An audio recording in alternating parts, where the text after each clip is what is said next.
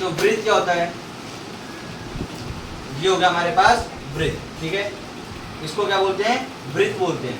अब उसके बाद नंबर 2 सेंटर। सेंटर क्या होगा, इससे बीचों बीच एक बिंदु होता है, इसको बोलेंगे सेंटर यानी केंद्र, क्या बोलेंगे, केंद्र, ठीक है। उसके बाद नंबर 3 रेडियस। रेडियस क्या होगा, केंद्र से लेके वृत्त तक की कोई भी दूरी हो, केंद्र से लेके वृत्त तक की कोई भी दूरी हो उसे क्या बोलते हैं, रेडियस बोलेंगे, क्या बोलेंगे, रेडियस। व्यास, एक बिंदु जो केंद्र से होके वृत्त के एक कोने से दूसरे सिरे को मिलाती है, एक सिरे से होके दूसरे सिरे को मिलाती है, इसको बोलते हैं व्यास, क्या बोलेंगे, व्यास यानी डायमीटर, इंग्लिश में बोलते हैं डायमीटर। एक चीज और, वृत्त का सबसे बड़ी जो जीवा होती है वो व्यास होती है। जीवा क्या होती है, केंद्र के अलावा, केंद्र के अलावा, मान के चलो ये कोई लाइन केंद्र के अलावा, ये केंद्र के अलावा है टाइप, तो इसको बोलेंगे जीवा, यानी इसको इंग्लिश में बोलते हैं कॉर्ड, ठीक है।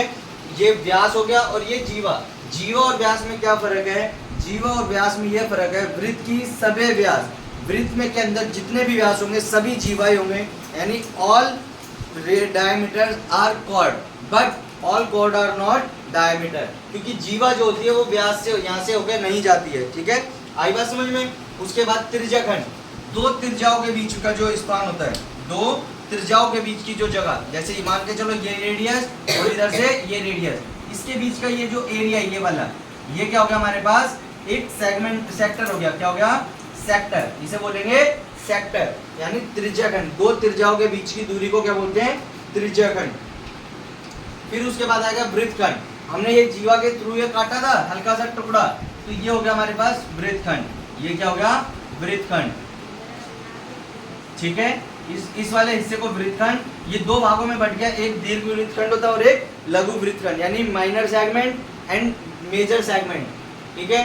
चाप, आर्क, कोई भी एक आर्क, ये वाली, जैसे मान के चलो ये है, ये जो ये बना, ये हमारे पास क्या कहलाएगी, आर्क कहलाएगी, ये आर्क हो गई, ये वाली आर्क हो गई, इधर से ये आर्क हो गई, इधर से ये आर्क हो जाएगी, ये सारे क्या होते हैं, आर्क होते हैं। चाप इसको बोलते हैं इंग्लिश में हम चाप, सॉरी इंग्लिश में आर्क, हिंदी में चाप, ठीक है। ये हो गया क्वेश्चन खत्म।